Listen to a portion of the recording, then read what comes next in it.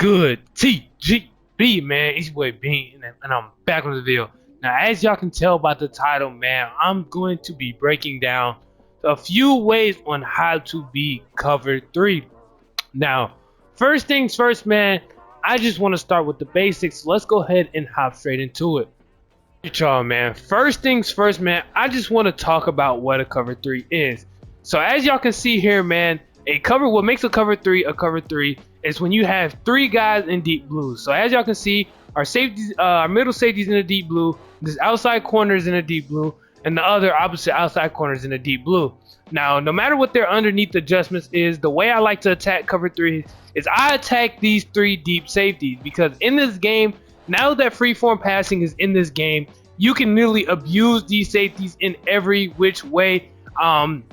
You can abuse them over the top, towards the sidelines. Now, as far as the middle of the field goes, I don't really worry about it too much as far as attacking a cover 3, for the simple fact of that's usually where the user is playing. So most of my route combos across the middle of the field is to occupy the user and things like that.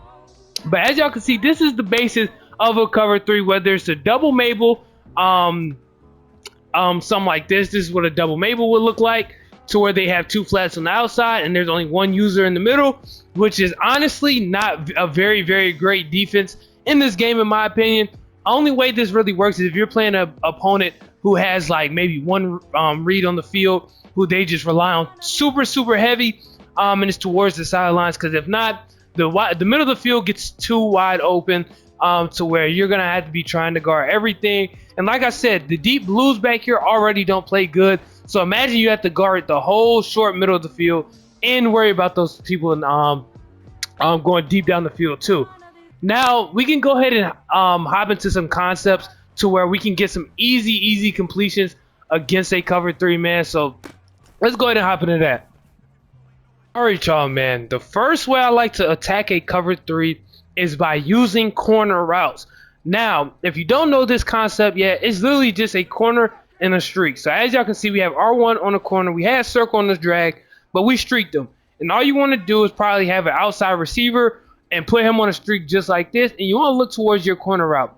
Now, say for instance they have their zone drop set or anything like that, you can take another guy, put him on the flat, and just overload one side of the field to where you have more players on one side of the field than they do.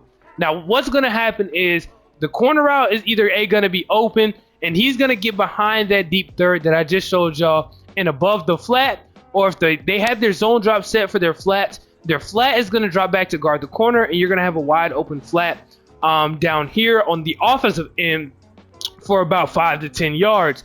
Now, since we don't have the zone drop set here, we're going to have that corner route get wide open. You just need a little bit of time, but all you want to do, look towards that sideline, and boom, easy completion. That's going to be there 100% of the time against cover 3s. And no, it doesn't have to be out the bunch formation.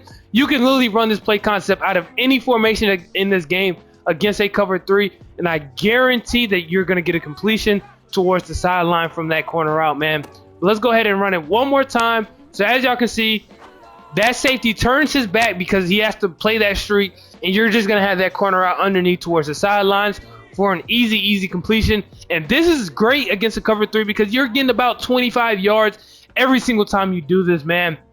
And if they decide to use a guard like some weirdos, you still have the opportunity to beat them across the middle of the field. If you want to take square and put him on a slant or something like that, they still have to respect the middle of the field with their user. So they can't just go bail out towards that corner route, because if they do, you have a slant going across the middle of the field. But boom, wait for him to turn his back. That was not a good pass by Justin Herbert, but we were still able to get the completion, man. Let's go ahead and head over to the next play concept that beats cover 3. Man, here we have the second play concept.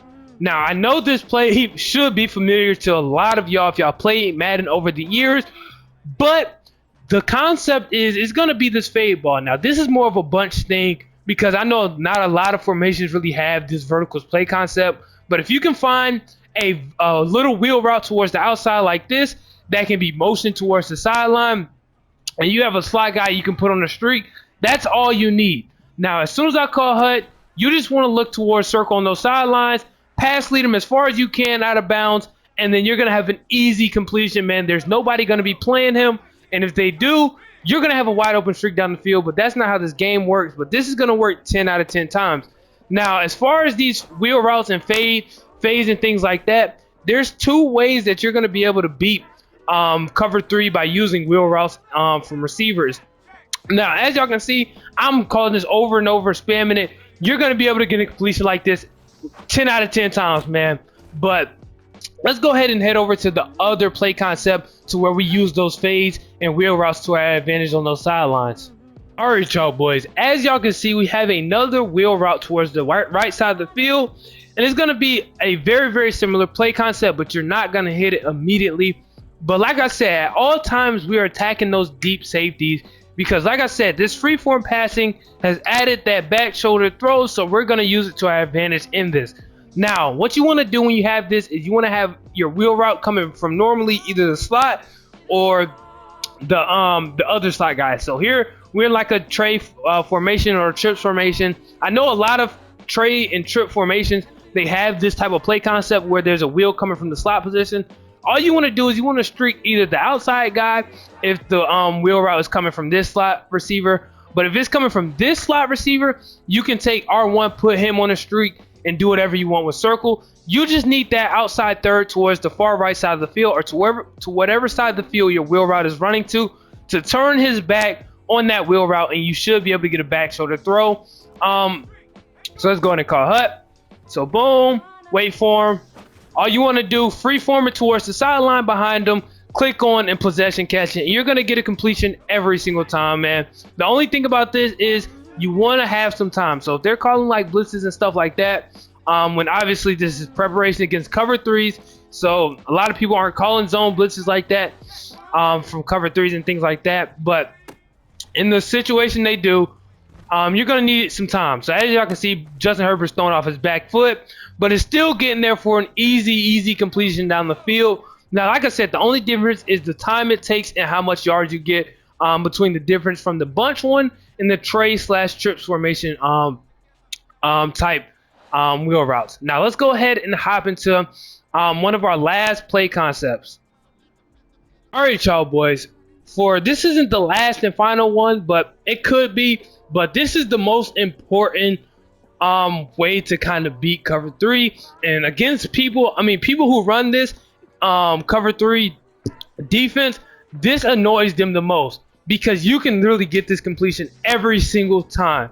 And what I call this is I just attack that middle safety. Now you can do this in a multitude of ways, but if y'all notice that safety and the linebackers, there's a gap between those two. So if there's a pocket to where you can throw it in every single time for an easy completion, all you have to do is kind of occupy the nearest linebacker from dropping back into your passing lanes. And as y'all can see, we have that from this crosser. Now, one thing I like to do is I just throw a streak on the opposite side of the field because we're going to be looking at this post. But I throw a streak on the opposite side of the field to kind of drop back those safeties just in case. But you literally do not have to do that. If I want to put him on a slant, I can put him on a slant. And we're just going to look at R1, man. Once he gets past that certain line of defense, as y'all can see, there's a wide open gap in between that safety and that linebacker. Now, I know a lot of y'all are saying, what if they user it? We have two routes going across the middle of the field to where their user has to commit to one of them, or we're going to have an easy dot in the middle of the field. So they kind of can't bail on this and go ahead and guard that post. But as y'all can see, boom, right in between the linebacker, right underneath the safety. Now, if you have routes that get right there, in that position right there, to where it's over the linebackers, under the safety, you're going to be able to get completions every single time. Now, this is also another way you can beat cover 3. Now, this is more for longer plays, but as y'all know, if y'all been playing this version of Madden on next gen, y'all know y'all don't have much time to go for those one-play touchdowns like you had last year. So that's why I haven't really been talking about them, but this is a setup for a deep post. Now, against a cover 3, to get those one-play touchdowns, you normally want to use deep post because that's probably the most efficient and the best way that I know works almost 100% of the time if you get time in the pocket to get down the field.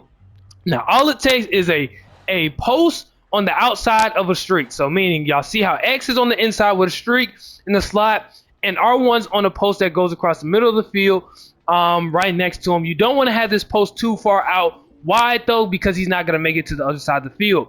But once you have that on the other side of the field, all you need is a route that drags down that opposite safety.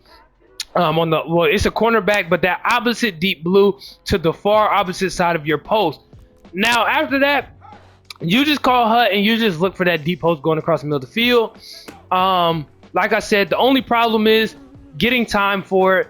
As y'all can see, I don't have much time, but we got it deep down the field. It didn't result in a touchdown like we wanted to, but that's because our players getting like chucked or whatever. But as y'all can see, that is a big play. All it takes is a little bit of time in the pocket, and you're gonna be able to get big plays against cover 3 like this every single time, man. It's not hard at all. Boom, easy completions. If I have a faster receiver right there, y'all know that's to the crib. But we're using DeAndre Carter. But as y'all can see, that's 2 times in a row, man. I promise y'all, what I tell y'all about cover 3s is not cap, man. It's a very simple formula to kind of beat this defense, man. Very simple. As y'all can see, we're gonna get that big play every single time, man. And it's just very simple concepts that you can literally come up with the ultimate scheme against cover 3s, man. But that's pretty much it, man. If y'all enjoyed this video and y'all want another defense broken down, all y'all got to do is go down below and hit that like button, sub up, and comment it down below what defense y'all want done. And also, don't forget to turn that post notification bell so y'all can get notified every single time I post. And it's your boy Beam, and I'm out.